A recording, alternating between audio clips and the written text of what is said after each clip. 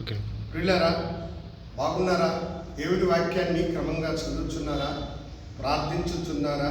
నేటి ధ్యాన వాక్యము రోమీలకు రాసినటువంటి పత్రిక 8వ అధ్యాయము 32వ వచనం.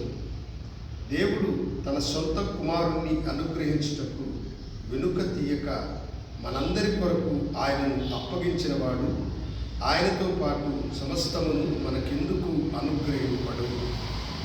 దేవుడు తన సొంత కుమారుణ్ణి మన కొరకై అప్పగించినాడు.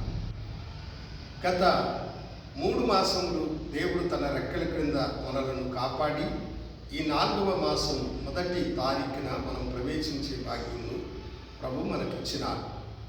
ఇక కొద్ది దినాలలో మనము గుడ్ ఫ్రైడేను మరియు ఈస్టర్ దినాలను మనం జ్ఞాపకం చేసుకుంటూ ఉన్నాం. ఈ నెల వాగ్దానముగా దేవుడు మనకిచ్చిన మాటే ఈ మాట. దేవుడు తన సొంత కుమారుడైన యేసుక్రీస్తుని మనందరి పాపముల కొరకై అనుగ్రహించినాడు. తన కుమారుణ్ణి ఇచ్చినటువంటి దేవుడు తనతో పాటు సమస్తాన్ని మనకెందుకు ఇవ్వడు అని భక్తుడైన పౌలు ఈ రోమా సంఘానికి రాస్తూ తెలియజేసినాడు. అవును దేవుని బిడ్డలారా, మన కొరకు తన కుమారుణ్ణి ఇచ్చిన దేవుడు ఆయనతో పాటు సమస్తాన్ని మనకెందుకు ఇవ్వడు?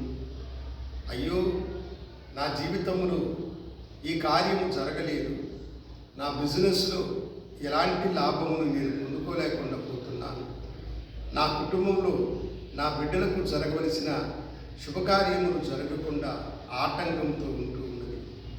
ఇదిగో ఈ వ్యాధి, ఈ సమస్య మా నుండి తొలగినట్టున్నది అని మీ మనసులో మీరు వేదన చెందుతూ ఉన్నారా? గొప్ప దేవుడు నీకంటున్నాడు, నీ కోసము నా కొడుకునే ఇచ్చాను కదా, నా బిడ్డనే ఇచ్చిన వాడిని నీవు అడిగే వాటిని నేను ఎందుకు ఇవ్వను? నీ వ్యాపారమును నేను ఆశీర్వదించడానికి సమర్థుడైన వాడిని, నీ వ్యాధులను నీలో నుండి తొలగించడానికి నేను శక్తిమంతుడను, నిత్యము నీకు తోడుగా ఉండి నీవు నా సన్నిధిలో అడిగే ప్రతిదానిని నేను ఇచ్చేదని వాగ్దానం చేయించు ఉన్నాడు. గొప్ప దేవుడు సమస్తాన్ని ఇవ్వడానికి శక్తిమంతుడైనటువంటి వాడు.